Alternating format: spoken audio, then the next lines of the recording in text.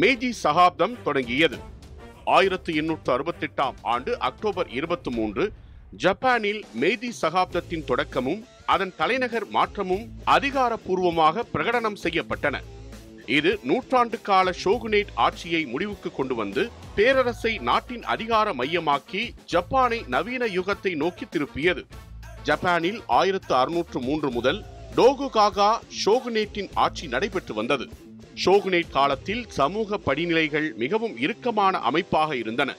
சாமுராய்கள், விவசாயிகள், கைவினைஞர்கள் மற்றும் வணிகர்கள் என பிரிக்கப்பட்டிருந்த சமூகத்தில் சாமுராய்கள் எந்த போரும் இல்லாத அமைதி காலத்தில் செல்வாக்கை இழந்தனர். நாட்டின் பொருளாதாரம் விவசாயத்தை அடிப்படையாக கொண்டிருந்தது. ஆனால் வளர்ந்து வந்த வணிக வர்க்கம் அதிக செல்வம் ஈட்டினாலும் அவர்களுக்கு அரசியல் அதிகாரம் மறுக்கப்பட்டது. ஷோகுனேட் ஆட்சி முறையின் சகோகு என்ற தனிமைப்படுத்தல் கொள்கை வெளிநாட்டவர்களுடனான தொடர்புகளை முற்றிலும் துண்டித்து நாட்டை தனிமைப்படுத்தி இருந்தது. 1853ஆம் ஆண்டில் அமெரிக்க கடற்படையைச் சேர்ந்த கமாண்டர் மேத்யூ பெர்ரி தனது கருப்பு கப்பல்களுடன் டோக்கியோ விரிகுடாவிற்கு வந்தார். அவர் வணிகத்திற்காக ஜப்பானை திறக்குமாறு வற்புறுத்தியதுடன் அதற்கு இணங்காவிட்டால் இராணுவ பலத்தை பயன்படுத்தப் போவதாகவும் அச்சுறுத்தினார். அமெரிக்காவின் தொடர் அச்சுறுத்தலை அடுத்து மேற்கத்திய நாடுகளுடன் சமமற்ற ஒப்பந்தங்களில் கையெழுத்திட வேண்டிய கட்டாயம் ஷோகுனேட்டுக்கு ஏற்பட்டது. இந்த ஒப்பந்தங்கள் ஜப்பானின் இறையாண்மையை பாதித்தன. இந்த அவமானம் ஷோகுனேட் மீதான மக்கள் நம்பிக்கையை முற்றிலுமாக சிதைத்தது. ஷோகுனேட்டின் பலவீனமான ஆட்சிக்கு எதிராக ஜப்பானின் தென்மேற்கு பகுதிகளில் உள்ள சட்சுமா, ஷோஷு போன்ற சக்தி வாய்ந்த நிலப்பிரபுத்துவ குழுக்கள் கிளர்ந்தெழுந்தன. பேரரசரை உண்மையான தேசிய தலைவராக அவர்கள் கருதினர். 1867ஆம் ஆண்டில் கடைசி ஷோகுன் ஆன டோகுகாவா யோஷினோபு பதவி விலகினார். இருப்பினும் பேரரசர் ஆதரவு படைகளுக்கும் ஷோகுனேட் விசுவாசிகளுக்கும் இடையே 1868இல் போர் மூண்டது.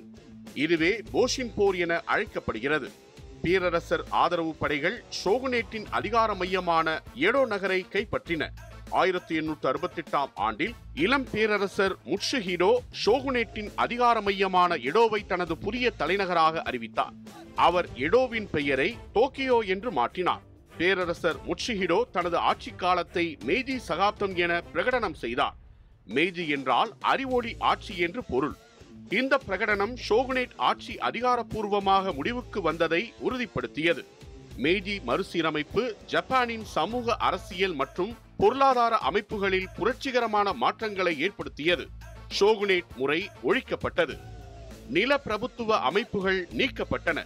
பேரரசரின் கீழ் ஒரு மையப்படுத்தப்பட்ட அரசு நிறுவப்பட்டது. ஜப்பான் மேற்கத்திய நாடுகளின் அறிவியல், தொழில்நுட்பம், அரசியல் மற்றும் இராணுவ முறைகளை தீவிரமாக உள்வாங்கிக் கொண்டது. மேற்கத்திய பாணியிலான தொழிற்சாலைகள், ரயில்வே மற்றும் தொலைத்தொடர்பு அமைப்புகள் உருவாக்கப்பட்டன. இது ஜப்பானை தொழில்மயமாக்கலுக்கு இட்டுச் சென்றது. 1889ஆம் ஆண்டில் ரஷ்யாவின் மாதிரியை பின்பற்றி ஜப்பான் ஒரு புதிய அரசியல் அமைப்பை பெற்றது. இது ஆசியாவிலேயே முதல் நவீன அரசியல் அமைப்புகளில் ஒன்றாகும். 1868 மேஜி மறுசீரமைப்பு என்பது மேற்கத்திய காலனித்துவ ஆதிக்கத்திலிருந்து ஜப்பானை பாதுகாத்து ஒரு உலக வல்லரசாக உருவெடுக்க உதவிய ஒரு முக்கியமான நிகழ்வாக வரலாற்றில் பதிவானது.